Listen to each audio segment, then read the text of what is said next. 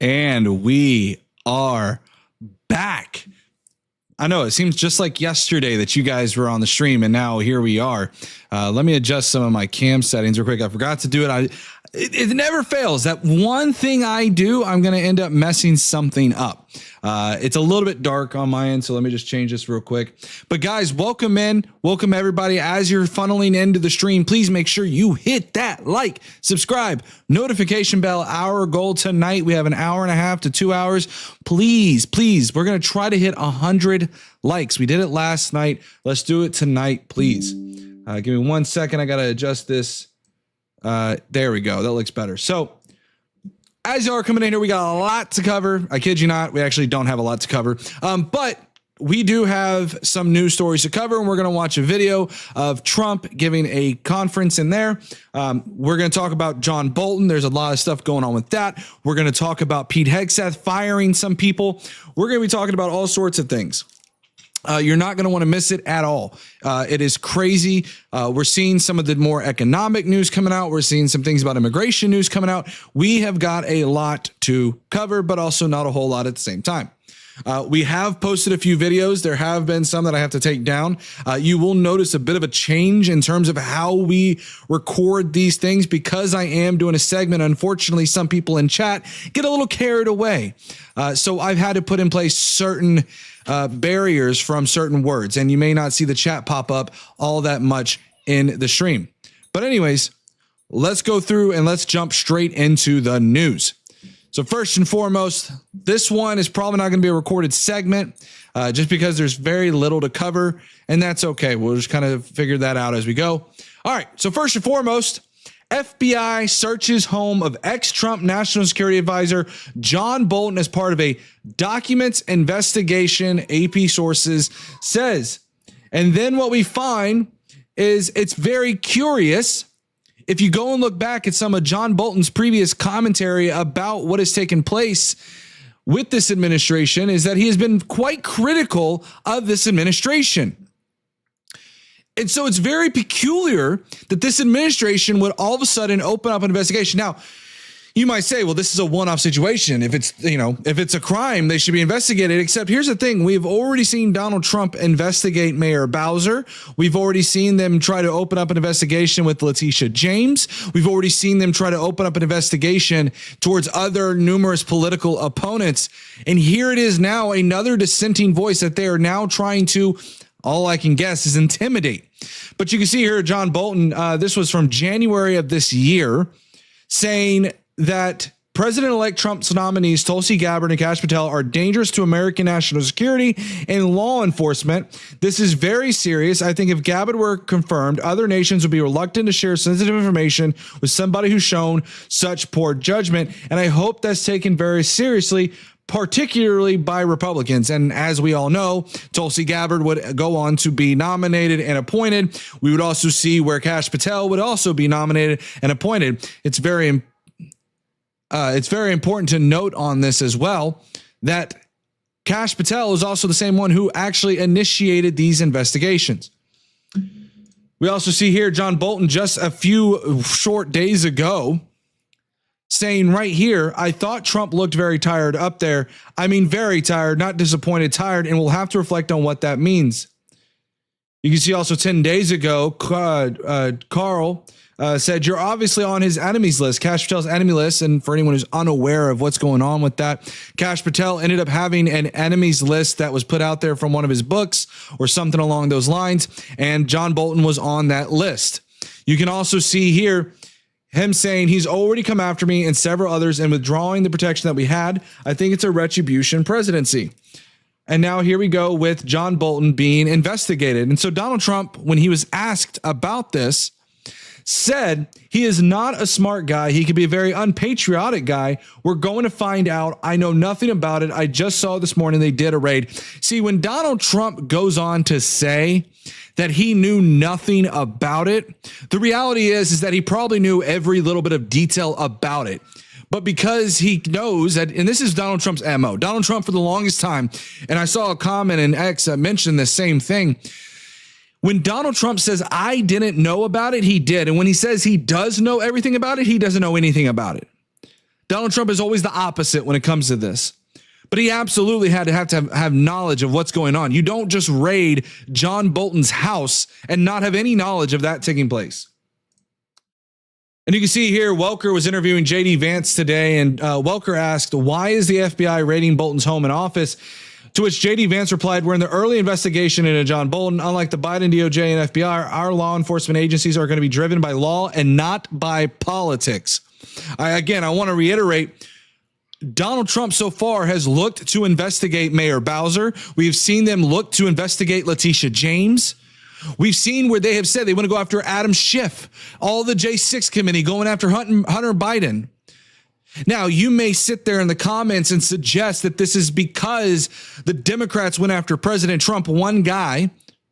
But Donald Trump has now said, I'm going to go after every single one of my political opponents. And I dare ask anybody, if you are not okay with Donald Trump being investigated because it's lawfare, then why are you okay with this? A principled stance is saying it's not okay when anybody does it. That's the principled stance. But MAGA does not have those principled stances. But this is clearly politics. This is not driven by law. Welker then asks, is this retribution? And J.D. Vance says, well, who has said it looks like a lot of retribution? A lot of people who tried to throw Donald Trump in prison for completely fake charges. By the way, he was convicted 34 times over with 34 felonies. Okay. So not like they were trying to. He was found guilty in a court of law. They're going to find out that what we're doing is being very deliberate and driven by national interest. Again, not quite answering, is this retribution, but in essence saying that it is retribution. And the crazy thing is watching how some of the Republicans are twisting themselves into pretzels, trying to defend this action. You see here Morrow saying, if it turns out the former ambassador of the UN had top secret documents lying around in his kitchen, I'm sorry, it's indefensible. But it wasn't so long ago when Donald Trump found top secret documents, and there are levels to which there are top secret documents. Let's be very clear in this, where they found it in Trump's own bathroom. They found it in his bathroom. These were not also just simple top secret documents. If I remember correctly, these were high level clearance documents that go well beyond just him being able to clear those clearances.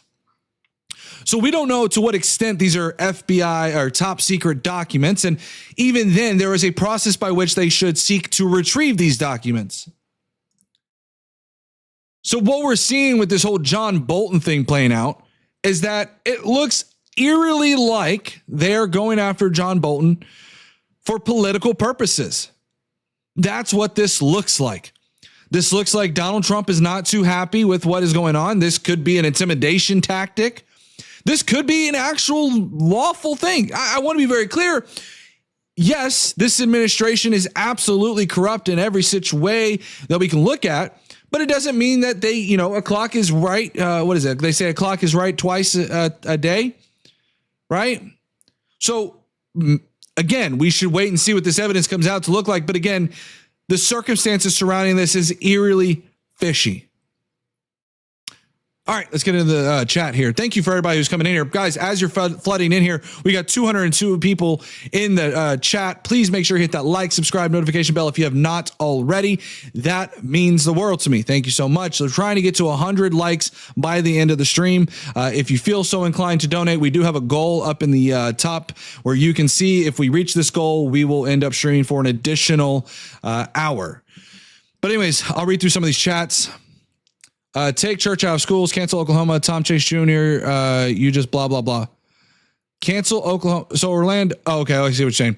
Yeah. So the funny thing about Oklahoma, for anyone who's unaware, it's been a while since I've looked into it. They tried to put the 10 Commandments into schools. They've tried to use the Trump Bible and put those in libraries.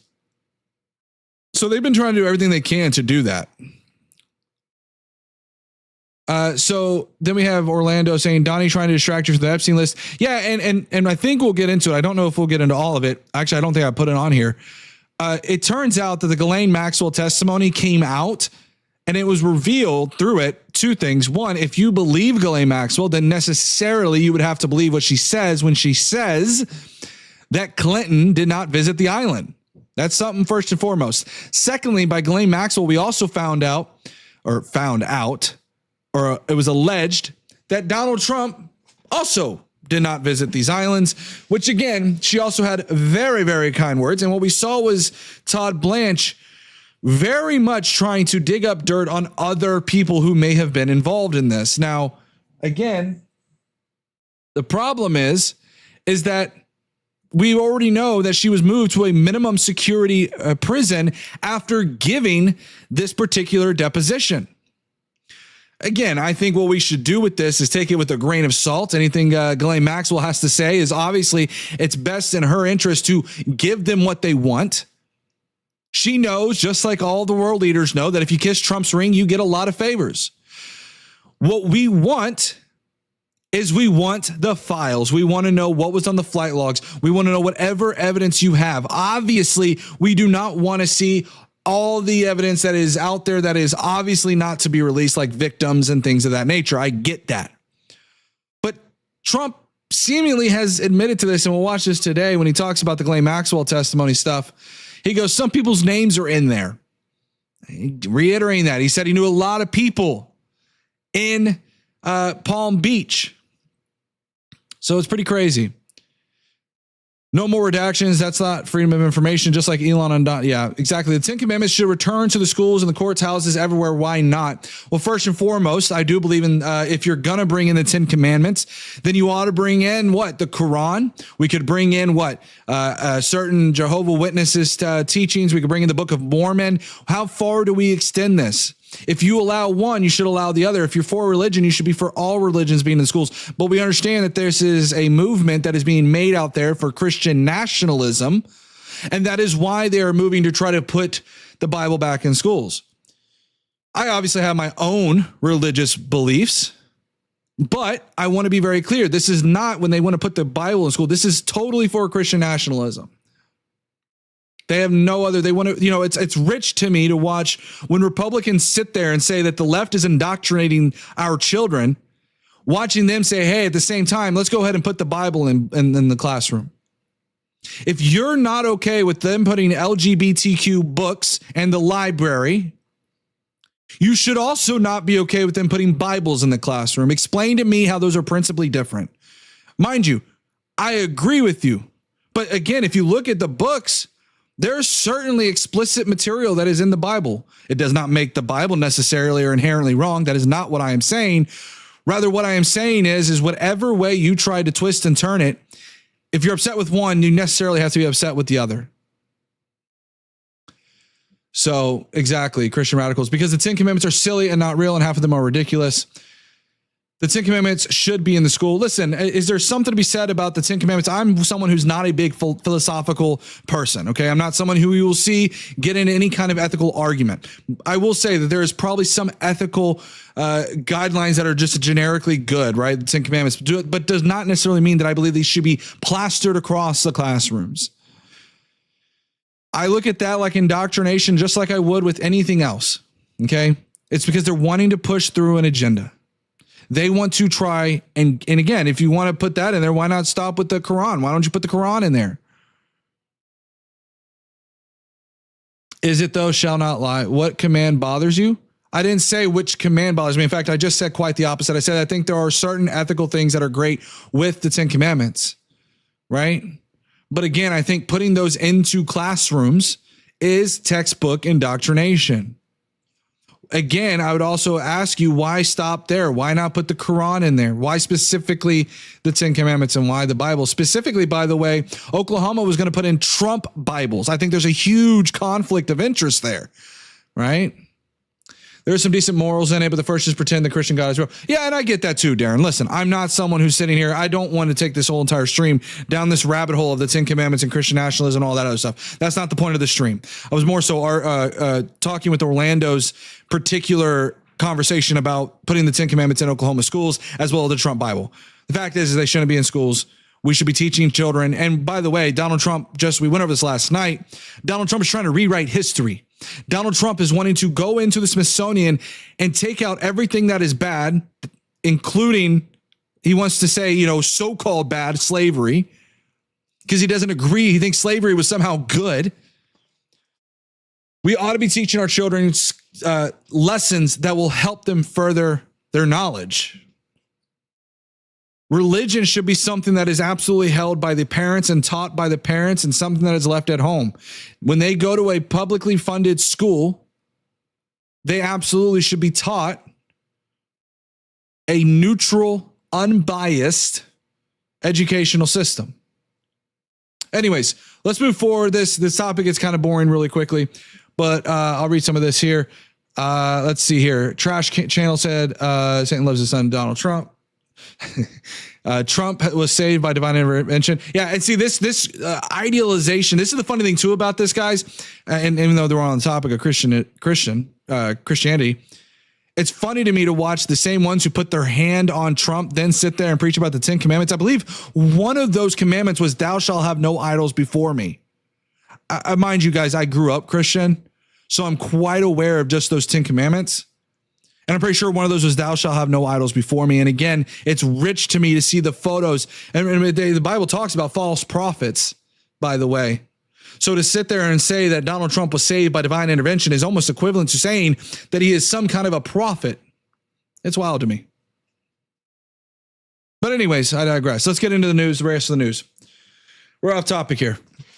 All right, so we've got some other news happening today that the head of ICE threatens to flood Boston with immigration agents following Mayor Michelle Wu's refusal to drop the city sanctuary policies.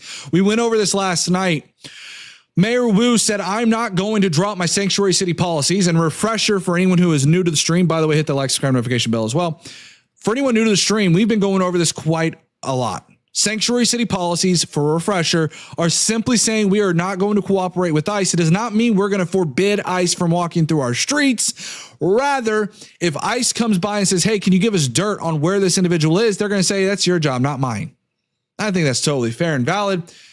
But this administration is doing everything that they can to intimidate sanctuary cities, namely Boston. We also saw yesterday with that report that they are trying to look to 960,000 civilian employees from the federal government to try to come in and help do ICE operations.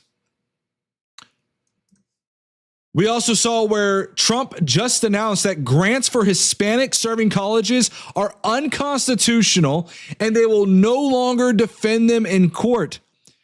I think it's hilarious now. All of these people who celebrated saying Latinos for Trump are now the same ones who are like, whoa, wait, what happened to us? Guess what? MAGA, Trump doesn't care about you.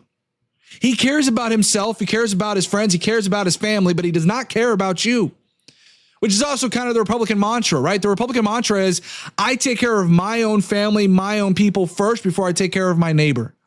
Remember, he's funny. We were talking about Christianity. Love thy neighbor. Yeah, that's out the window. So when Trump is sitting here now wanting to take away grants for Hispanic serving colleges, we've also seen him ramp up mass deportations. I'm sure every single one of those Hispanic voters sat there and said, it won't happen to me. He's going after the criminals. Well, guess what? Donald Trump is looking at you as a Latino and saying you are inherently a criminal because of the color of your skin. That is why Donald Trump is going through and arresting these individuals. But he's taking away these grants from Hispanic serving colleges. You then see here, Kilmar Abrego Garcia walks free from federal custody. And you see here, he was walking away. We also saw where after that happened, DHS and ICE sources said this afternoon that DHS notified Kilmar Abrego Garcia's counsel via email that ICE may deport him to Uganda no earlier than 72 hours from now. And ICE is also ordering him to report to ICE's Baltimore office on Monday. So as soon as he's released, they're like, hey, guys, you know what? We were going to send, we know, so give you a backstory of Kilmar Abrego. He was deported wrongfully to Venezuela. I believe it was Venezuela or El Salvador. I'm sorry, to CCOT. They then said, well, we can't bring him back. So guess what? The court said, no, you need to bring him back. So they brought him back. And now they said, guess what, guys? He's not going to leave prison. He will go right back to where he belongs. That is what the Trump administration said. He's not going to leave prison. And guess what? He left prison. And now they're saying, well, guess what? He's now going to go back to Uganda. What? Uganda?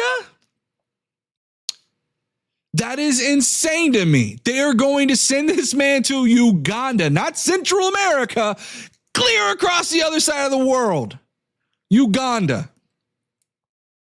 Make that make sense. See, this administration is so desperate that they never want to admit that they are wrong, that they are going to send this man to a whole nother country because they refuse to admit they made a mistake.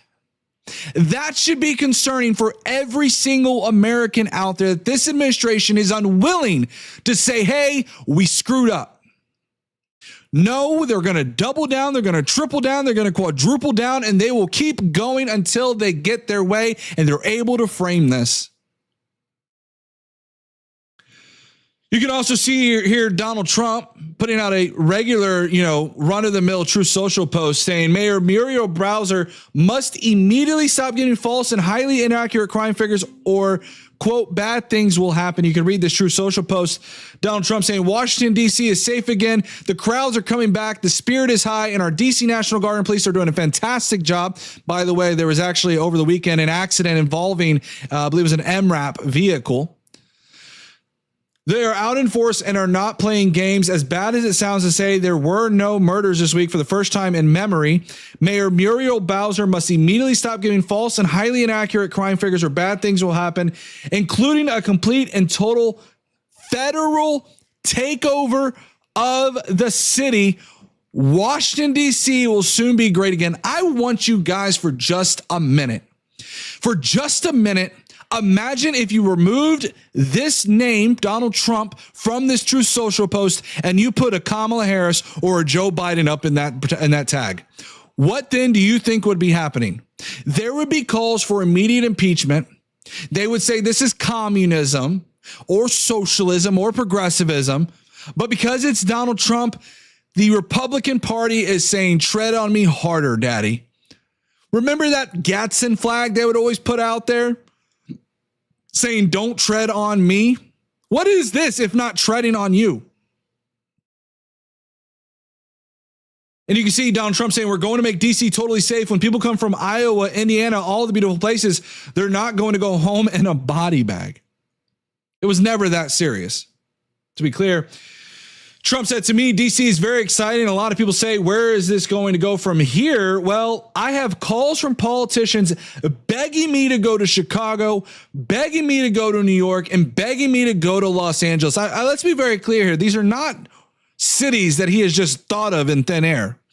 These were fed to him very likely by the likes of Stephen Miller and Tom Homan with the intent of sanctuary city policies. All three of these locations are sanctuary cities. So what they are trying to do is trying to send in the National Guard, pressure these local officials to drop their sanctuary city policies. And once they then do that, guess what?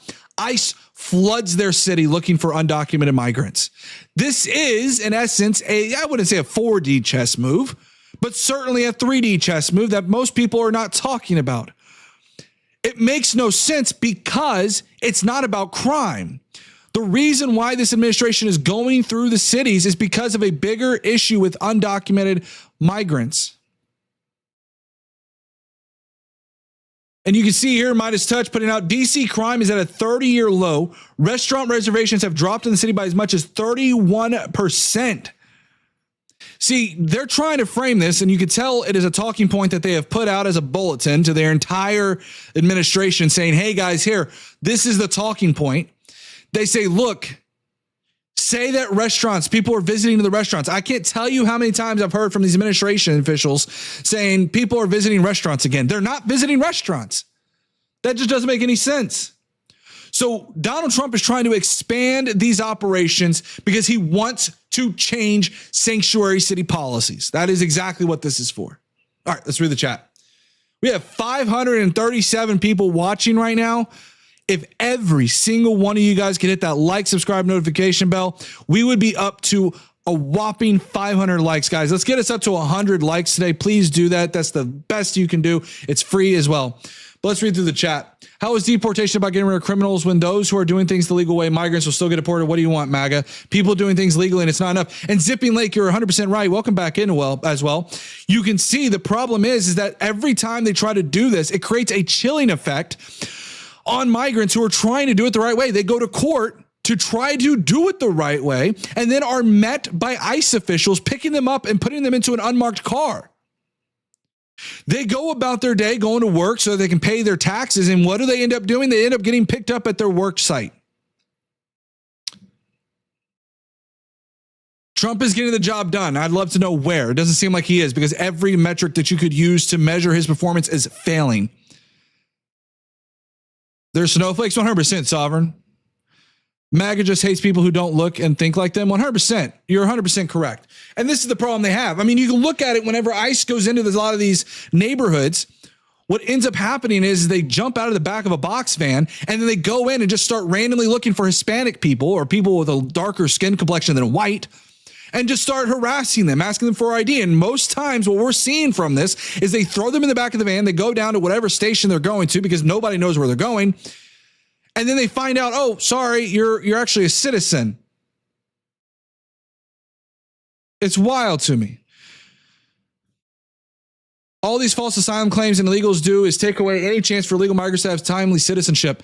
No, Donald Trump's immigration policy is the one that's taken away any chance for illegal migrants to have timely citizenship.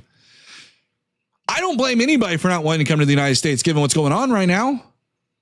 Even people who are here on a tourist visa are at risk of being deported. They're here to spend money on our economy. And Donald Trump is going to go, hey, guys, you're on a visa. You're an undocumented migrant. Bye-bye. It's like, bro, I'm here on a tourist visa. Vince, I respect the law. Who doesn't? Move to a third world country and live.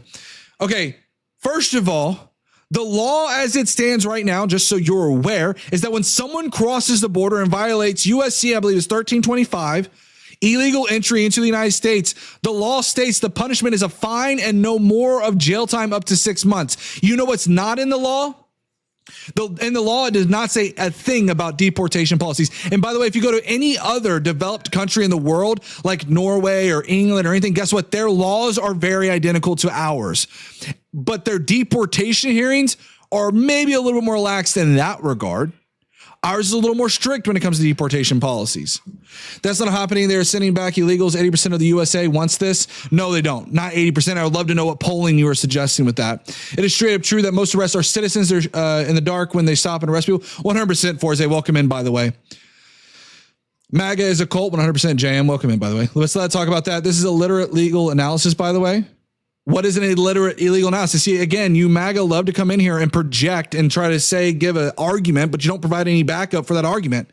I'm happy to provide and look up I believe it's 8 USC 1325. You can look that up for yourself. It literally lays out what the punishment is in there. And by the way, if anybody were to know anything about law, they would understand that there are certain punishments depending on what your there's sentencing guidelines.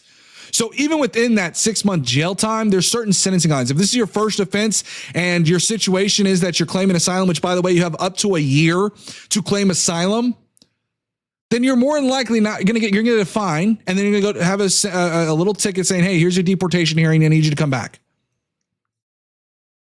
We're not like other countries, though. We're the land of opportunity. Absolutely sovereign. We are the land of opportunity and people want to come here. I don't know if I could say that they're going to want to come here. And I think this is the problem I have is that we have only been in this administration for about approximately 7 months at this point. Okay. 7 months. And it's going to take decades just in this 7 months to repair what Donald Trump has undone in this country. We were the land of opportunity. We were the land that people wanted to come to, and now they don't want to come here. Now, to those who are Christian nationalists, they would love that. Love nothing more than that. Is this dude MAGA or a snowflake? I can't tell. Well, I'm neither. I am a liberal. I am not progressive or socialist or communist. I'm a liberal. I will tell you guys, as we've got now 518 of you guys in here, my backstory was that I grew up conservative my entire life. I saw the direction that the MAGA movement was going, and I said, I need to get off of this train immediately because I saw where this was heading. It's heading to authoritarianism. That is exactly where this is heading. And I said, I'm going to get off this train because I saw that there was, to be clear, the Republican Party never really cared about facts. They certainly, now looking in hindsight, really only cared about feelings. But now more than ever, they certainly don't care about facts. The facts don't matter here. What matters is their feelings. They don't like the idea that their neighbor could be potentially stealing their government benefits, even though they're not even receiving any of these government benefits. Even though those government benefits that they may otherwise receive would only cost them maybe a penny. I'm watching where the MAGA party is celebrating starving children in other countries because Donald Trump ripped away USAID funding. I don't think you were ever conservative. I think you just have daddy problems. So I'm glad you agree. You have such a, I'm glad you have such a twisted take, but that's okay. I'm going to just start accusing everyone of everything because due process doesn't matter to them. Later, guys, stay MAGA. What? As an outsider, it's clear that Democrats use feelings and scare tactics. Republicans do it less. Absolutely wrong. Republicans consistently use fear tactics. It's hilarious that you say that because, again, Republicans have made this boogeyman, right? This entire time that I heard last year about undocumented migrants, the entire time, all I heard was, and they used children, I'm going to use the TikTok language, unalived, okay? We can talk about Jocelyn Hungary, the Laken Riley Act. Remember all those? They don't talk about them anymore, right? Because again, the Republican Party only cares about these issues during election time. They don't care about it afterwards. They're going to use them to scare you, to get you to vote because of the boogeyman that they have created. But the moment you sit there and you vote for them, guess what? They put it to the side. We can look at Donald Trump's first. I want you guys to remember this. Donald Trump's first speech. He gave this, I believe, about a month after he took office or even a few weeks after he took office. And he brought the child that had brain cancer up to the speech in Congress, had him stand up. Everybody clapped for him. What has he done for that child since then? I beg you to answer that question, please. What has he done for that child? Republicans want to control us. They don't want us to be educated or informed, plain and simple. Sure. Bob Gershon said, why so angry? I'm angry at the fact, and I wouldn't even quite frankly say I would be angry. I'm frustrated, and it's tiring to sit here and see Republicans who touted how much they do not love big government. They hate big government. I remember 4 years ago when they sat there and they cried about mandates. Remember those little cards you had to walk around with? They called that communism. And now the moment that Donald Trump says, I'm going to put military on our streets, they go, yeah, we like that. Yeah, we like military checkpoints on our streets, guys. Yeah, we like having to show our ID to all the military members. It's amazing to me how much they flip on that. If you can't take care of your country, your hairline, why would I care about your opinions on taking care of our country? Well, first of all, my hairline is beautiful. Okay, leave my hairline alone. I know I've got like about a forehead. What is that? About forehead? Yeah. Appreciate the lovely comments, though. Let's see. Release the Trumpstein files. Thank you for your attention to this matter. Look, another guy complained about anything Trump does. Oh my God, you're so original. I'm bringing facts, and if you don't care about the facts, and the facts don't care about your feelings, every single thing I provide, every little thing that comes out of my mouth is based on facts. I have provided nothing that is not factual. And if I haven't said anything that's factual, please do call me out. I would encourage you to do so. But again, a lot of the people that come on this channel tend to not provide any facts, and they only provide their feelings. All right, let's continue to go on. So we saw this happen. This happened overnight. What they ended up doing, Florida ended up changing this sidewalk that was painted rainbow colors, which again was approved by Republican administration. They removed the sidewalk and made it black and white. And the town overnight ended up changing it back to the color of the rainbow flag. We also see where CNN senior data analyst Harry Enton just dropped new polling that shows Gavin Newsom surging as he continues to beat Donald Trump like a drum. Let's go. You can see here that he was at 35% in 2023. He's now up to 75%.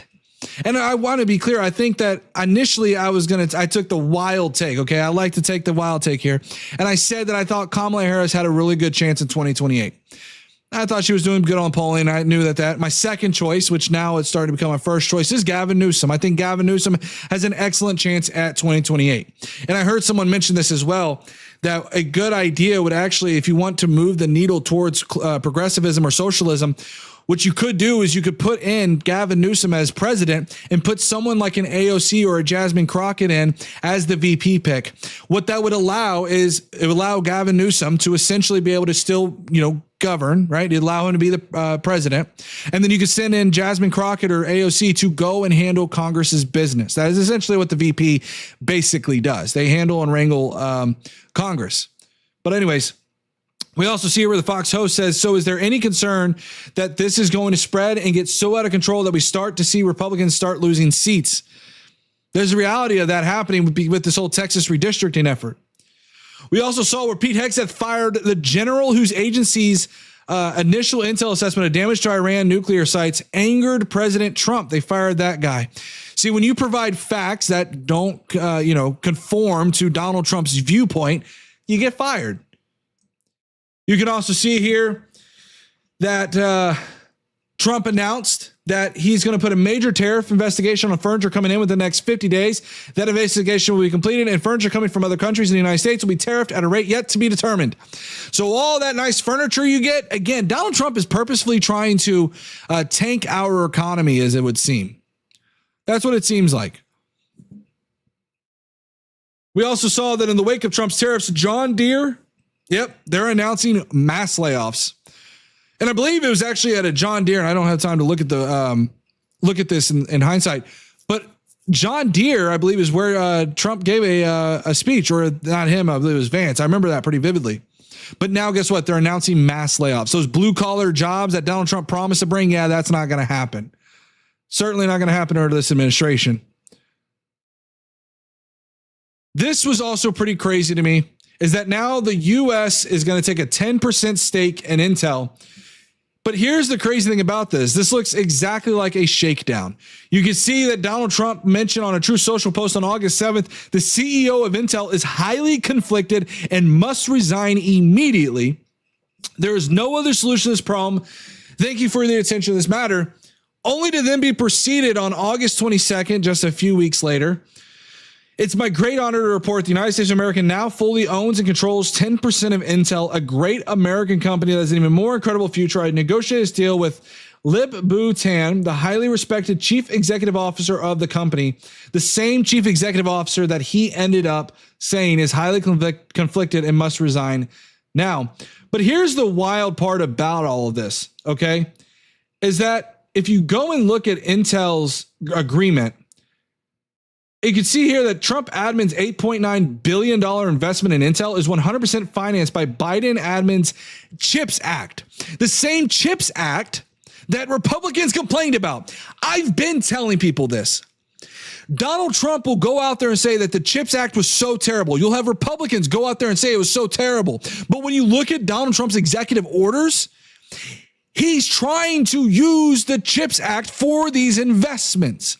So when you see chip manufacturers coming to the United States, you thank Biden for that. You don't thank Trump.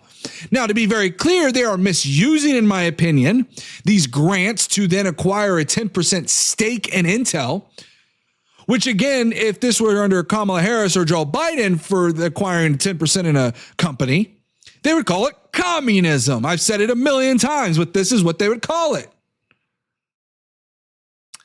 But yes, the CHIPS Act is the reason for which we are seeing this investment play out. All right, let's go ahead and read the chat, and then we're going to watch this video as well. We're doing good on time, and it's already 8:30. Guys, we're up to 33 likes, 521 of you guys in here. Please hit that like, subscribe, notification bell. It is the least you guys could do. It would get us higher in the algorithm, and more people could see our beautiful opinions. CHIPS Act was a money gram for the Democratic billionaire. So again, the money gram is Donald Trump using it to acquire 10% of Intel. Nice try, though. TDP project, so he's using them in a better way than the Republicans support. You literally answer your own question. So let me be very clear here. So you're giving credit to Joe Biden's CHIPS Act for the reason which they are purchasing 10% of Intel. Joe Biden made that possible. So again, you could sit there and say Republicans are using it better, but you still have to thank Joe Biden for signing that bill into law. You can twist it however you see fit. Yeah, Pelosi move. Let's see. I love how much the rich have gripped your mind. Ricky Tutos, I don't know if you're speaking to me specifically, but again, it's funny you say the rich have gripped your mind. The rich, I have not mentioned one thing about the rich. Quite frankly, I think this administration absolutely is looking out for their wealthy buddies. I think you're 100%. I think that's 100% accurate.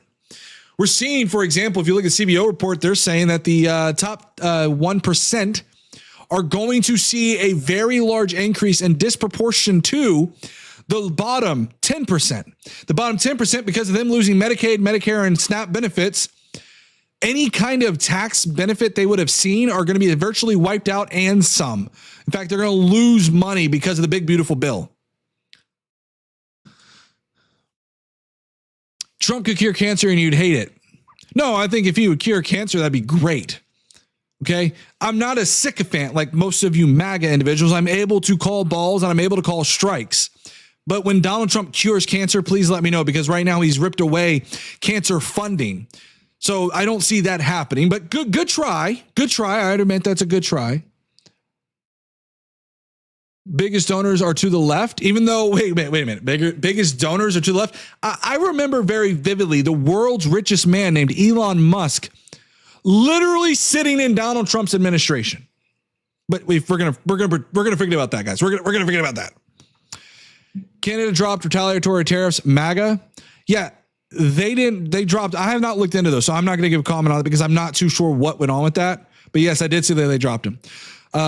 Stocks are up, but economic prosperity isn't. Yeah, sovereign elite. So this is a very interesting thing too. So stocks are up because of a couple of different reasons, right? So stocks are up right now because they have factored in Taco. They understand this is going to cause a problem too, right? Because it's going to overvalue certain companies. But the issue here is that, again, they've taken into consideration. The market has said, look, we know Trump's going to chicken out. He's like we saw with, Canada and everything. We see that he always chickens out. So that's what they factored into it. But when you're looking at the actual business numbers, we're seeing mass layoffs. We're seeing investment in non-residential structures declining. We're seeing that the jobs report is showing that we're losing manufacturing positions. We're seeing companies now starting to pass on their costs to the consumer. They're losing a lot of their pre-tariff inventory. Yeah, that's happening as well. All right, let's continue on with this. Let's see. You have no idea what's going on with the market, yet that's your reply instead of providing a substantive argument. When you do that, let me know. All right, let's continue on with this. It should be right about here. Thank you very much. We have a very big announcement to make today. You all know John Deere. Yeah, no, John Deere is a good example. They're laying off massive amounts of workers. The rich are getting richer and the poor are getting poorer. 100% sovereign. No, chips are being built here. That's the difference. Not in Japan or China. They're built in the USA. You dumb idiot. Gons. I'd encourage you to go look at, I believe it's TSMC. It's a Taiwanese chip manufacturing company. They announced investment during Biden's administration. In fact, Apple as well was talking about this during Biden's administration. And see, what happens here is that you have the Taiwanese manufacturing company that came to the United States, built a factory here, and a lot of other people that utilize those chips, like namely NVIDIA, okay? They want to be closer to that supply chain. So because of Joe Biden's CHIPS Act, giving grants to some of these companies to start building their projects here in the United States, it then is a domino effect. But because this CHIPS Act went into effect in 2024, naturally, it was going and bound to happen that these investments would come in during 2025 under Donald Trump's administration. So Donald Trump doesn't get any ounce of credit for these investments. They will say they're taking credit for Trump because they know that if they say Trump didn't have anything to do with this, they're going to lose all those grants, right? Companies love their money. They're going to do whatever they can to appease those people. Johnny came all the way from Italy, the beautiful country of Italy, to be with us. And he just got off the plane, and he's a hardworking guy, does a phenomenal job with FIFA. Nobody like him. I'm delighted to welcome FIFA President Gianni Infantino back to the White House for a major announcement about one of the most anticipated. Yeah, so Donald Trump was doing a press conference with, I believe it's like the FIFA chair or something like that. The problem with this is I don't think it's going to be as popular as he thinks it's going to be, because the FIFA chair, okay, the World Cup, guess what? You're going to have people coming in from all sorts of other countries. Do you think people want to come here when we have ICE waiting at these facilities? I guarantee you, I guarantee you, and I see this happening.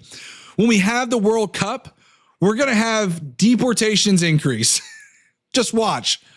Participated competitions in all of sports. The 2026, and this is a big deal, I'll tell you, I was so happy to get it, the 2026 FIFA World Cup. And it's going to be the World Cup as we know it. It's the biggest, probably the biggest event in sports, I guess, Johnny, right? Yep. On December 5th of this year, the 2026 FIFA World Cup draw will take place at the Kennedy Center. Some people refer to it as the Trump Kennedy Center. Now Trump wants to name it the Trump Kennedy Center. It's wild how that happens. Someone said, was Biden involved in a seditious conspiracy? I don't know what you're talking about there, Nathan, but if you want to elaborate, by all means, go ahead. The market is great. Feds to lower interest rates, border secure, crime down, borders not totally secure. There's still about 9,000 people that are crossing the border monthly. Crime slowed down in the world. Crime has been declining. That's just the nature of a post-COVID world. Why do we care about investing? Good thing, all about the Benjamins. Oh, okay. More people are leaving America than coming. This is leading to an economic contraction. Yeah, 100% baby Urbinder. But we're not prepared to do that quite yet, maybe in a week or so. But right here in Washington, D.C., it's a tremendous honor to bring the global event and this incredible group of people and these unbelievable athletes, the best athletes in the world, to the cultural center of our nation's capital. I just left the Kennedy Center. We're spending a lot of money wisely on making it really beautiful. It's going to be beautiful again. It's like Washington, D.C. We had, by the way, in Washington, D.C., we have the lowest crime numbers they've had in years. Zero, it sounds like it's a horrible thing to say, but I might as well say it. Zero murders in the last week since we've done this. And I want to be very clear. The problem with this statistic is that what is that in comparison to? And I had to be very question about what that zero is, just to be very clear. And again, the crime being down right now. Yeah, a lot of people don't want to go out when there's a bunch of military people around. Doesn't mean we should have military in our streets. Let's be very clear. It's the first time in memory that that's happened, if you can believe it, how pathetic that is to have to even say it. And I'm tired of listening to these people say how safe it was before we got here. It was unsafe. It was horrible. And Mayor Bowser better get her act straight or she won't be mayor very long because we'll take it over with the federal government, run it like it's supposed to be run. Donald Trump wants to take the federal government. He wants to remove Mayor Bowser and say, I'm taking over D.C. I've heard some people in comments from the video I put out earlier saying, well, this is something that Congress could do. Key word there, Congress. Trump wants to unilaterally take over D.C. by removing Mayor Bowser.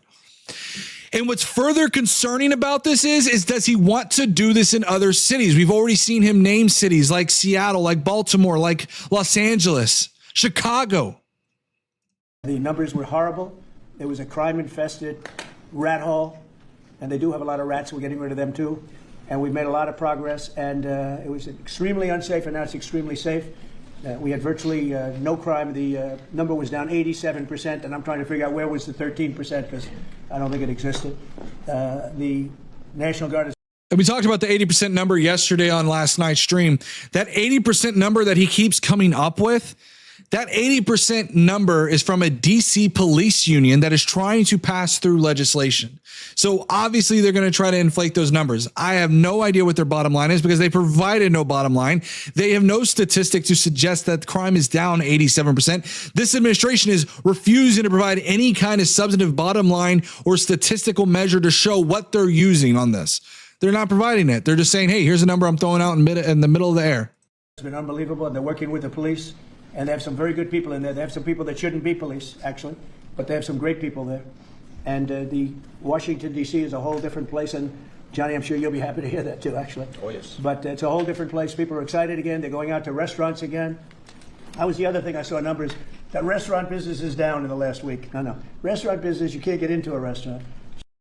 I don't know what restaurant Donald Trump is visiting because, again, statistics do not lie. And what is it Republicans used to say all the time? Guess what? Facts don't care about your feelings. Restaurant visits are down. U.S. tourism in and of itself is already down to begin with. And Donald Trump said, guess what? I'm going to take a tourist city and I'm going to make it even worse. Just really lying people. And that's why people don't understand how bad and how dishonest the press is. I saw one poll that had us at 19% favorable on what we're doing with Washington. And then I saw another one that has us 94% favorable. Israel Johnson said no one has statistics over the last week, and you're 100% correct. And this is the problem I have with this administration, just throwing wild numbers out there. There are no statistics to actually prove what is going on D.C. streets right now. And I can tell you the 94% is correct. The others are fake, just fake news. They got to get their act together. So bad for our country, so sick, actually. So Washington, D.C. is really doing unbelievably well. And the Kennedy Center that we're fixing, I was just there all morning with contractors. We're making it unbelievable. It's going to be unbelievable. It's got great bones, but it needs a lot of work. The World Cup draw will set up the group stage of competition. 48 teams will play in 104 games across 16 North American cities, from Seattle to Vancouver to Atlanta to Miami. It's going to be so exciting for our country. The 2026 FIFA World Cup will be one of the largest and most complex events. This will be one of the greatest events, one of the largest, in a way. See, and I remember a time where we tried to give DC statehood. I remember a time where we tried to give Puerto Rico statehood. And all we got from Donald Trump was wanting to rename the Gulf of Mexico to the Gulf of America, which is conveniently kind of like dissipated now. I haven't heard anything about that. But you know, we have Donald Trump having said that he wants to take over Canada. We see him preparing to potentially get into a conflict with Venezuela. We already saw him take a very military action against Iran. It's like Johnny said it better. It's like having many Super Bowls in a short period of time, because each one of these games essentially is a Super Bowl. Some of them are bigger than Super Bowls, actually, but they're essentially each one of these. I couldn't agree with you more, Sovereign. Sovereign saying we, the people, are losing. We absolutely are losing. Our prices are going to go up. Our jobs are going to be lost. Housing prices are going up. We're seeing that people in their 70s are moving into homes at a greater rate than those in millennial generation. It's insane to me. No, they're not coming to America World Cup. No, I agree with you, Tom. They're not going to come here. By the way, welcome in. Hey, I'll take this second here, guys. We still got 561 of you guys. We're at 45 likes. Please hit that like, subscribe, notification bell if you haven't already. Our goal tonight is to reach 100 likes. 2026 FIFA World Cup will be the largest, most complex set of events in sports history. And the Kennedy Center will give it a phenomenal kickoff, and we'll be involved, and they'll be working over there for quite a bit of time. We have it all set that they can stay there for the big events, the big press conferences and everything else. And they'll be in a very safe capital. That'll be nice. You don't have to worry about walking down the street, Johnny, okay? You could have walked down the street and been perfectly fine prior to Donald Trump putting in the military on our streets. But you could handle yourself. Of course. Okay. Already FIFA is projecting 6 million loyal fans will attend the World Cup events next year, and 6 billion more are going to be watching back home, and they think the $6 billion number is going to be actually a low number. And this will drive more than $30 billion into the U.S. economy and create 185,000 American jobs in a short period of time, too. No sporting event attracts more attention, more fans, more viewers, or more revenue than the FIFA World Cup. And again, I'll just say it's the World Cup, and it's the biggest thing there is in sports, and we have it. And I got it in my first administration, and I was really somewhat devastated, as devastated as I can be. I don't have time to get too devastated. I was very happy that today, as you saw, the group that does this, a government group, radical left group, announced that Trump was right. Took in 4 Yeah, Sovereign said MAGA snowflakes feel unsafe because there's brown people on the streets. 100% Sovereign. Again, racial profiling is the new norm for the Republican Party. They now believe in stop and frisk, and they have been for a while, to be fair. Now they want to just stop anybody they can and ask for their ID and just say, hey, we think you are undocumented because of the color of your skin. We've actually seen this, by the way, play out with the Kilmar Abrego scenario. They said that he was a member of a gang because guess what? He was in the same parking lot, the Home Depot parking lot, with some of these individuals. And because, you know, these members are known to hang out with each other, they said that Abrego Garcia was part of that group. You can look this up. It's in the court documents. And if you don't believe me, you can go look it up. $1 trillion worth of tariffs, that the $4 trillion are going to reduce the deficit by numbers far greater than they ever expected or heard of. And by the way, the stock market went up 1,000 points. That was as of 10 minutes ago. I can't tell you what happened. A lot of things happened. But the stock market's up almost 1,000 points. And Trump didn't say this last year when Joe Biden saw 34 record highs on the stock market last year. But Donald Trump didn't say that. Donald Trump, during that entire year, said that Joe Biden's economy was an absolute disaster when it wasn't. By his own metrics, if he's going to use the stock market as a metric of health for his own economy, Joe Biden's economy was doing excellent last year, if that's the case. It's basically on the news that the release that just came out from government that the tariffs that everybody was talking about, that the whole world respects us for because of what we did. The tariffs are going to be at $4 trillion. They're going to reduce the deficit by $4 trillion, Mr. Vice President. What do you think? Sir. Too bad it's not 5, right? That's right. It's had a huge impact, and the stock market is way up. But this will drive more than $30 billion in U.S. economy and create 185,000.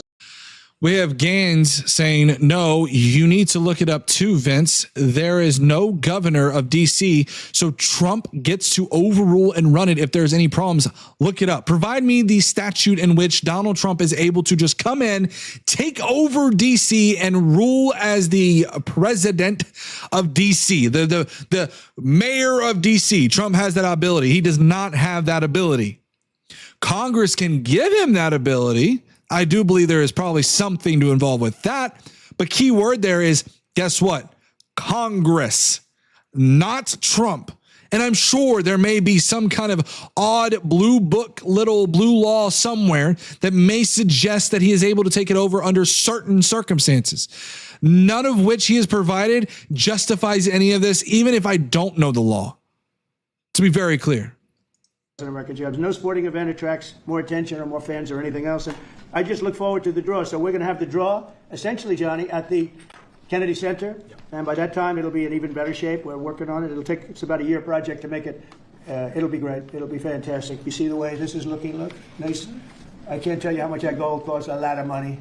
There's nothing like gold, and there's nothing like solid gold. But this beautiful office needed it. It had to be representative. When we took it over, it was dirty, not clean. I immediately changed the chair and had this beautiful desk renovated and brought out by. Sounds like a waste of money. Remember, you guys, remember Doge going through there trying to look for wasteful spending? It turns out wasteful spending was sitting right there in the Oval Office the entire time. The White House, people that do this, they did a great job to send it out. We have a craftsman who's great. But this was not appropriate for the Oval Office when I took over. And now you look at all those paintings you're allowed to turn back. All of these are great presidents. JW said the Washington, D.C. is a federal district land owned and controlled by the U.S. government established by the Constitution. Again, that may be true, but nothing you have provided substantiates the argument that Donald Trump is able to snap his finger and take full control over the mayor of D.C. Provide me the statute by which he is able to take over D.C. that meets exactly what is happening right this minute. Because the way Donald Trump looks at it, for all of you MAGA who say, don't tread on me, don't tread on me. Donald Trump believes that if he just flicks his wand and says there's an emergency, he now can do whatever he wants to subvert the will of Congress. Donald Trump has said such. Donald Trump has said, all I have to do is declare an emergency and I can subvert Congress. If any Democrat did half of what Donald Trump did, you guys would be screaming that this is communism or socialism or progressivism. They were all in the vaults. They were in vaults for some cases much more than 100 years. And now they're proudly hanging on the Oval Office walls. Nathan says Article 1, Section 8, Clause 17. Let me go and take a look at it. But again, you're probably going to provide something that shows in the Constitution describing that D.C. is a federally owned land. It shows nothing about whether or not Donald Trump can take it over. Just because something is described as federal land does not mean that Donald Trump can take over that federal land. I'll go look it up while this is playing. I can't imagine anybody changing it, but they were buried in vaults for over 100 years, many of them. So it's very exciting. People come in, they really love it. They love what we're doing here, they love what we're doing in D.C., and they love what we're doing. You proved your own part wrong. That was very easy to pull up. Article 1, Section 8, Clause 17 of the U.S. Constitution, also known as the Enclave Clause, grants Congress. You proved your own self wrong, Nathan. I don't know if you were trying to prove yourself wrong or not. Grants Congress the power of exclusive legislation over two types of locations. D.C. establishes the seat of government. Other places such as forts and arsenals purchased with the consent of the state legislatures for the construction of federal buildings. Again, Congress grants Congress the power, not the executive branch. And you could spam it, and you continue to spam it, I will ban you because you have not provided any substantive argument where the executive branch can take over the federal government.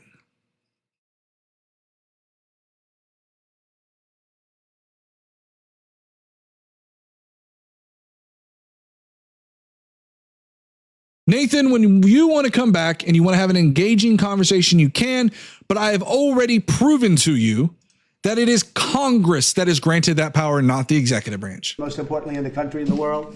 I'd like to ask Johnny to say a few words. He's the head of the whole thing. He's been there for a long time, probably the most respected man in sports. He's amazing, actually. Works very hard, and he's got the biggest event in the world coming right here to the United States. And we did a little for Canada, we did a little for Mexico. We thought, see, I'm a good citizen. I said, let them have a little piece. So we gave a little to Canada, see how nice I am, and we gave a little bit to Mexico. And Johnny, please say a few words. Thank you, President. Great honor for me to be here with you.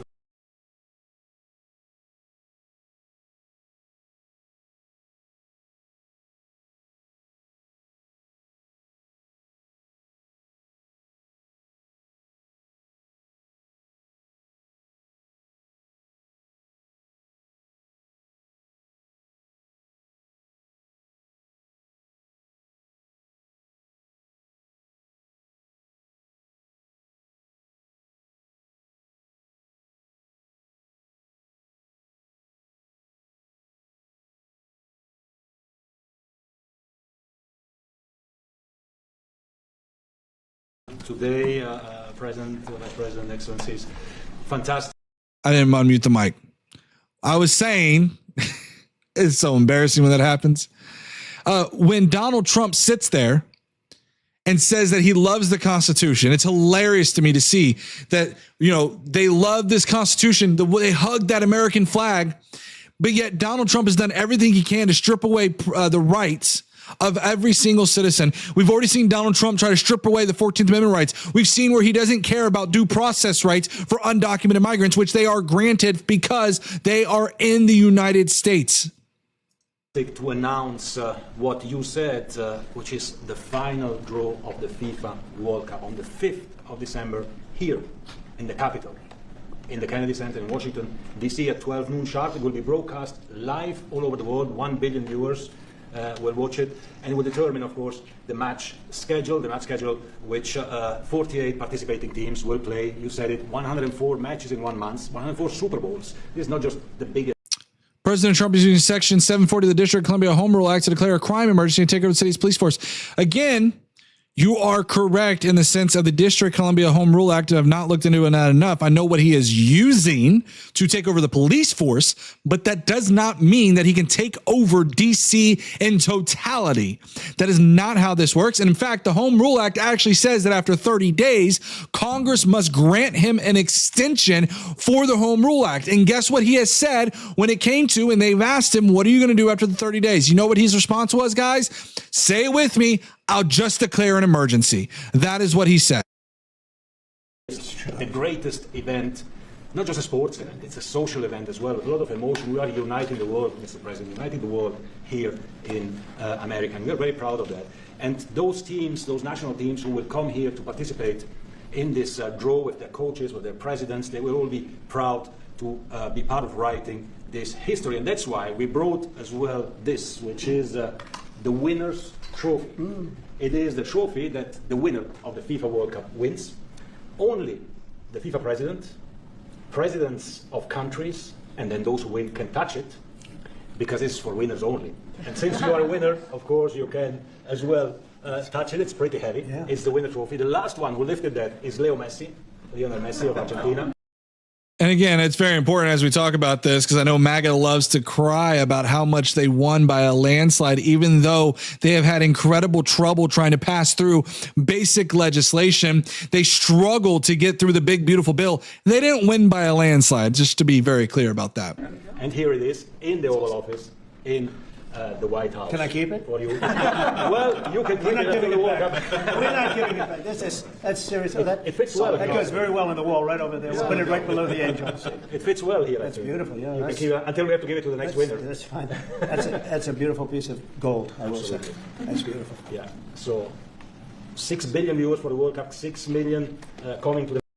So, Maureen, you said no way. By the way, welcome in, Maureen. Well, no way this guy won fairly. That would mean a majority of us are totally clueless. I would agree with you. It's pretty crazy to think that. Unfortunately, what I do believe is that, again, Donald Trump didn't gain many voters than he did from 2020.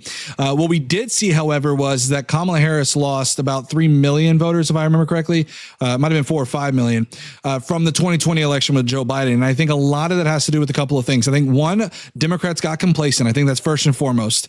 I think, second of all, what we saw is that in the Democrat Party on the left, we saw a massive divide with how the party viewed certain. Okay, I want to make sure my mic was on. We saw where the party was kind of divided in terms of ideology. You see, when Democrats get comfortable with who's in office, we tend to start looking for taking advantage of certain ideologies or certain niche policy positions. We saw this play out. For example, a big one that I remember very vividly was the Palestinian conflict, right? The Palestinian sect was absolutely like, I'm not going to vote for Kamala Harris. I'm going to vote third party, or I'm going to not vote at all, right? I'm not trying to blame those individuals for why we lost, but the reality is that Democrats were not able to rally the base. That is what they need to do in order in 2028. What we have seen is when there is a very hotly dividing kind of figure in office, like Trump, for example, and we saw in 2020 the whole, BLM protest that happened during summer of 2020. We also saw Trump's absolute mishandling of 2020. That is why Democrats were able to rally the base. They had a unifying cause. But because we got comfortable with Joe Biden, we were, too comfortable, right? Too comfortable. And that is one of the reasons why we lost. Now, to be very clear, we did not lose by near as much as they think, right? Again, MAGA loves to just point to all the states they won. But what they don't realize is that in some of those states, it was actually a split vote. We saw where the Republican like Donald Trump won the presidency, but then we saw where a Democrat won the Senate election, or the Democrats kind of split the House vote, right? So, and we're seeing this play out in real time with the Big Beautiful Bill, where they struggled and they had to go back and forth with all these amendments with the Big Beautiful Bill because they did not have enough. So far, J.D. Vance has had to cast numerous tie-breaking votes. Matches, 30 billion economic impact, 185,000 jobs. This will be absolutely fantastic. The biggest event ever, and everything will start here in Washington, D.C. at the Kennedy Center, or the Trump Kennedy Center. We'll see that how it will be called on the 5th of September at noon sharp. 5th of December, noon sharp. Then, if I may... Will they be doing most of the draws, all of the draws at the Kennedy? How are you going to do that? Yes, we'll do that at the Kennedy Center. We'll do all the other meetings around it with the coaches, with the broadcasters, with the sponsors, everything at the Kennedy Center.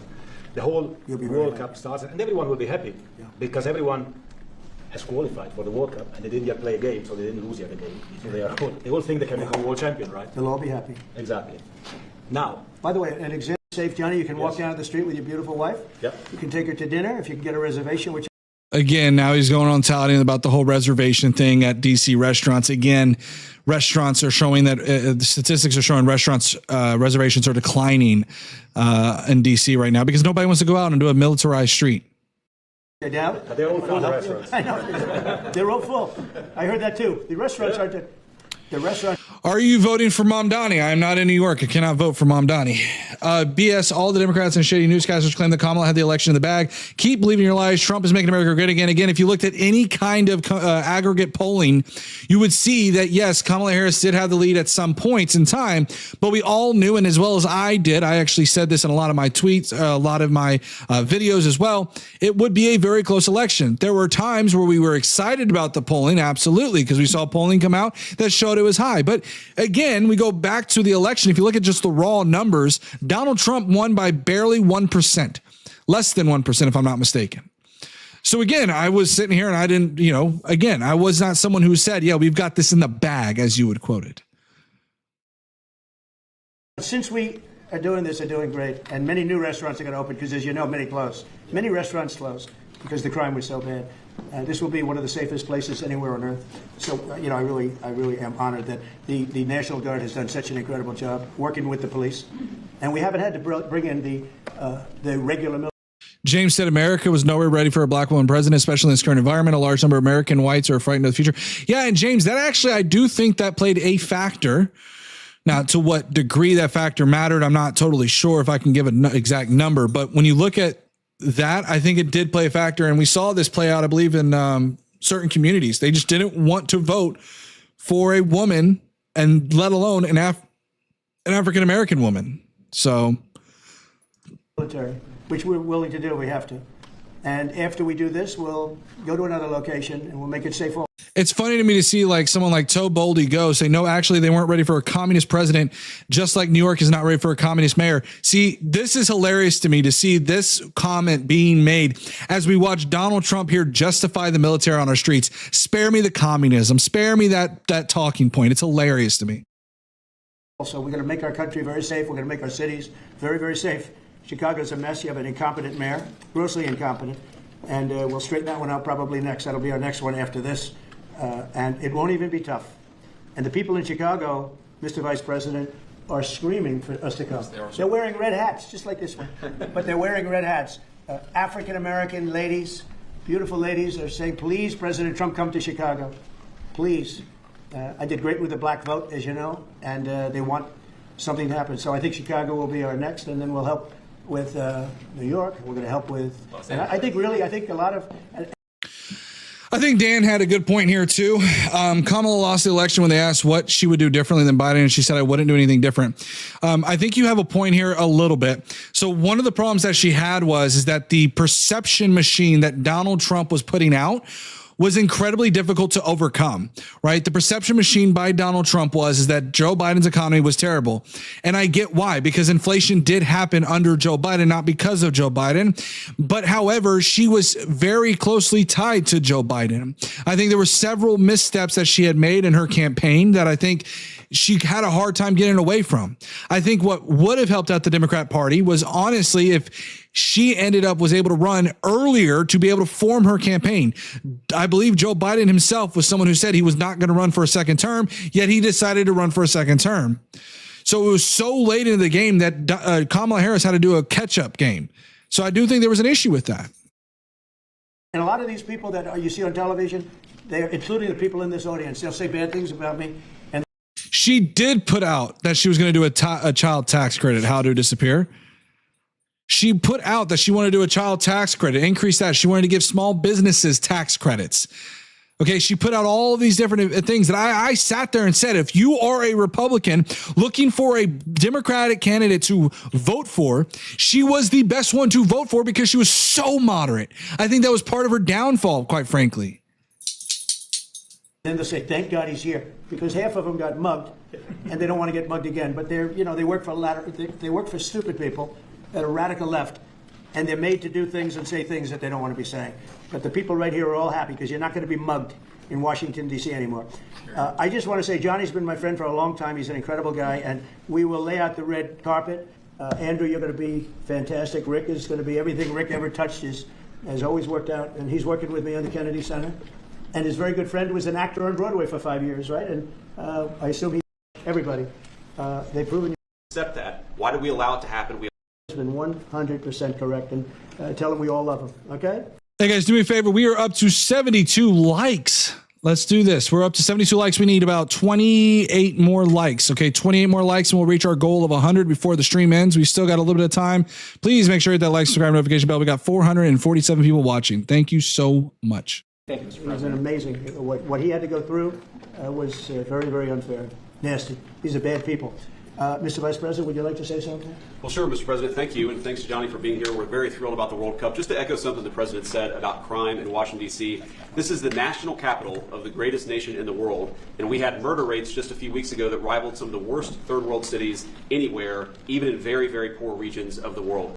They're so desperate with this narrative to try to paint Washington, D.C. as some kind of war zone. It is wild to me to see this play out in real time. They're so desperate to make it sound like it was this crazy, S-hole country, right? They did this when they talked about Puerto Rico, right?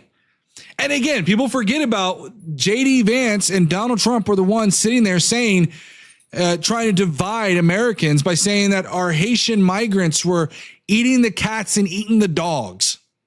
That absurd. Remember that one? Yeah, that crazy talking point. Why did we accept that? Why did we allow it to happen? We allowed it to happen because we had broken leadership in Washington, D.C., and unfortunately sitting behind the Resolute desk. What we have shown in just under 2 weeks of taking law enforcement seriously is that the American people can have their streets. Taking law enforcement seriously means putting the military on our streets. That's what taking law enforcement seriously means. Putting the military of the United States on our streets. Remember that Gadsden flag comment, guys. Don't tread on me.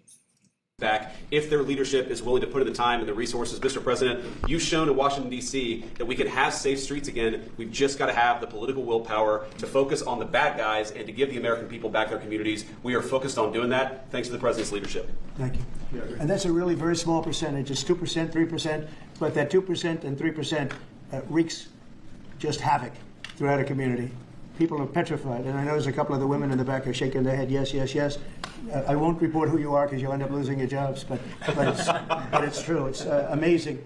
And the police, and you look at the D.C. National Guard, I saw pictures of them last night getting off vans and all, and I saw some bad ones running, but they're not running so much anymore. They're not there. They're just not even trying. You're totally safe. Now there'll be something happening sometime. Read through some of these chats real quick. Please bring them to Chicago or cities and nosedive from the crime. See, it's amazing to me to watch Republicans in real time just give in to big daddy government. They love the federal government now because their daddy Trump is in office. They love the big federal government now. Now they've become socialists and communists and praising Donald Trump taking over 10% of a company. And the moment Kamala Harris, I want to be very clear and remind people that when we had those little cards, okay, that we had to carry around in 2020, they called that communism, but these federal government military going through our streets is somehow not communism. It's not authoritarianism. It's they love Daddy Trump.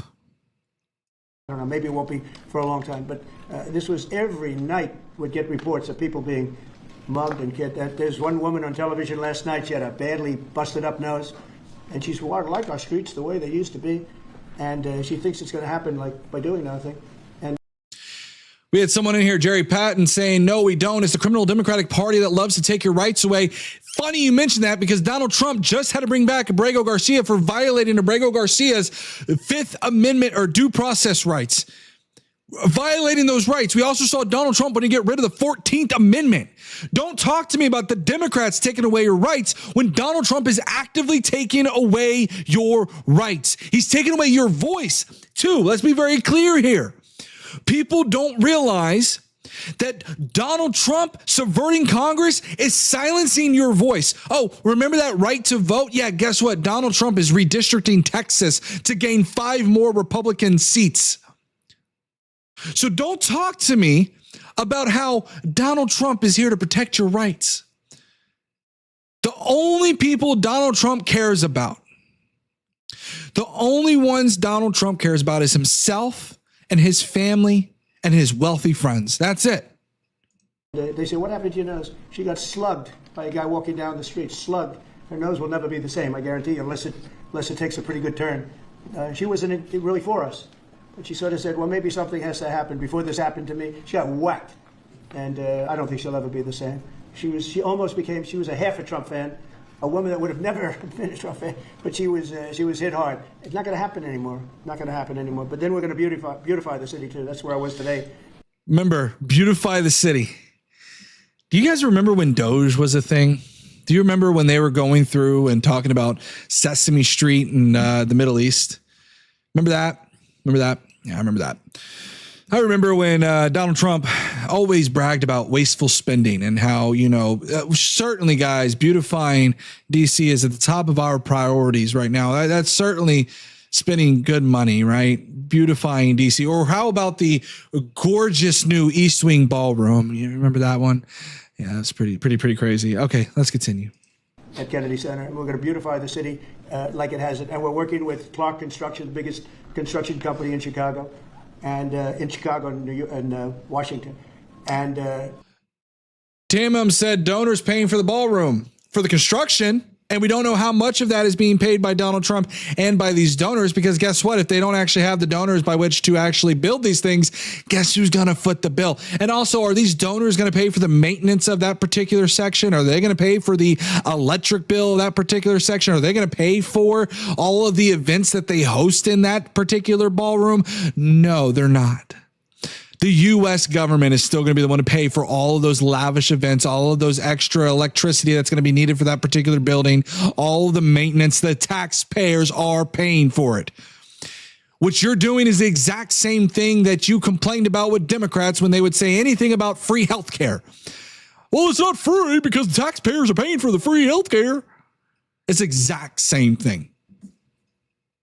The head of Clark is great. He's all over the world, actually, but Washington, I would say, is their home. That's where they do the best work, the biggest work, and they've been doing a fantastic job. So you're going to have a fantastic, clean, beautiful place. It's going to be better than it ever was before, literally better than it ever was before. We'll get it done very quickly, and I want to thank Clark because they're doing a lot of work in a lot of different locations, but they've been fantastic for getting us the right contractors and the people that can really do the job right. And Johnny, did you want to say something? Yes, one more thing, because as you rightly say, with security and beautifying cities and the whole country, we want people to come and enjoy and have fun. And that's why this is not just the most iconic trophy in the world of sport, but we start on the 10th of September, the sale of Alexander Kurdon said, we didn't say Trump is a fiscal conservative, but he is on point on a lot of issues.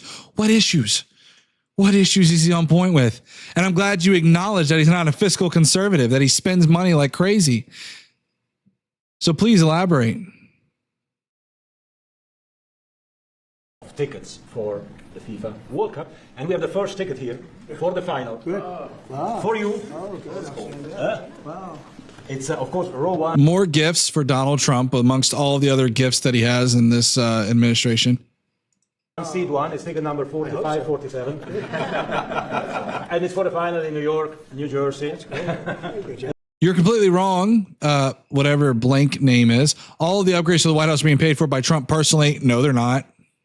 So you have your ticket already for the final. All the others, 10th of September, start getting your tickets. That's beautiful, yeah. 6.5, 7 million tickets. Fans will enjoy, the security here.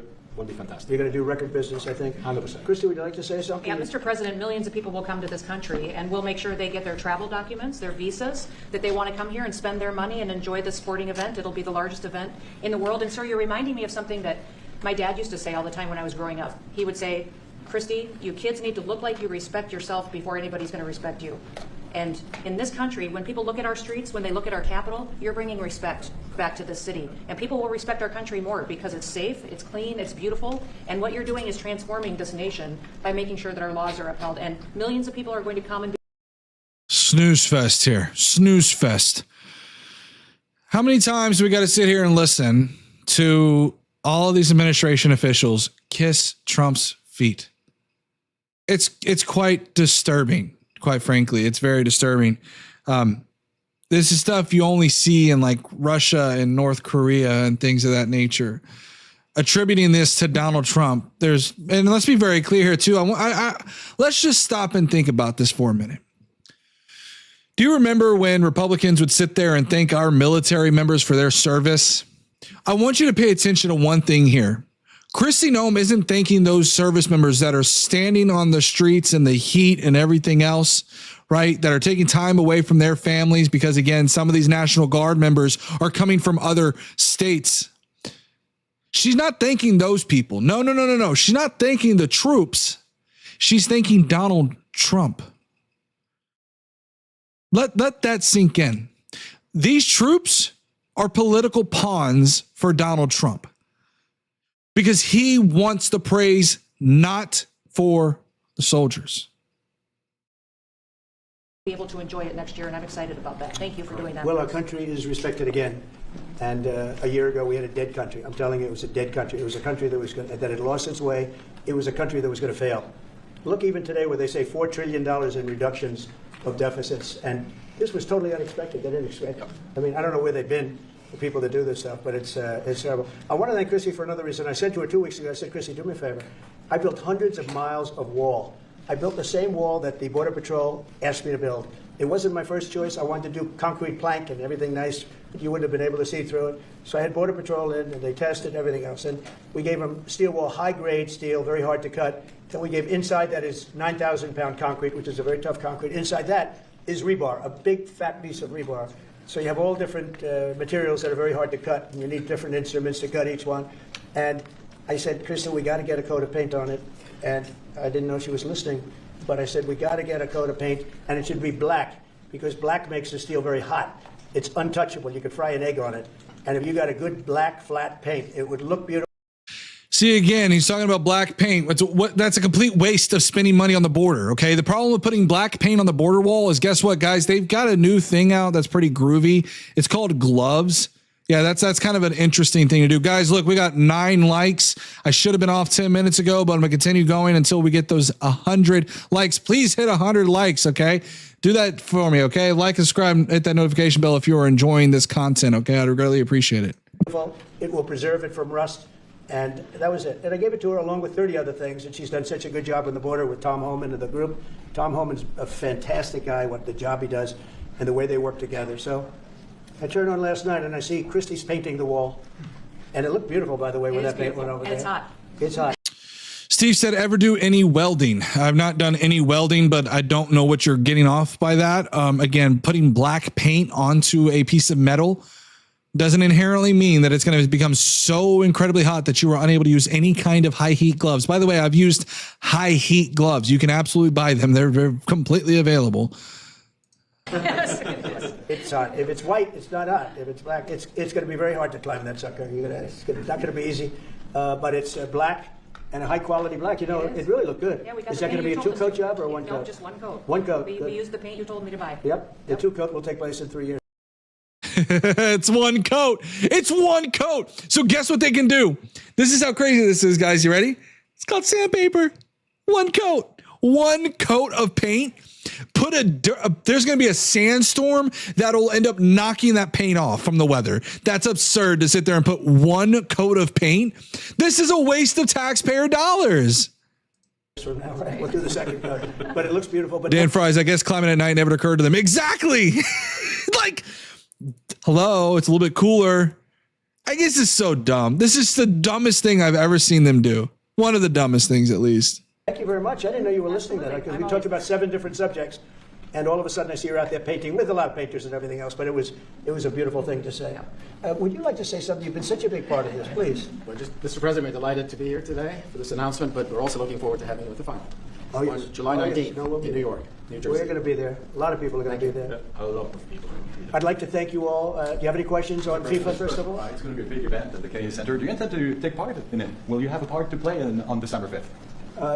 I might play. I mean, I see the money that these soccer players, we call it soccer, but I see the money that these soccer players are making. I may try and play. I'm a very good athlete. My son.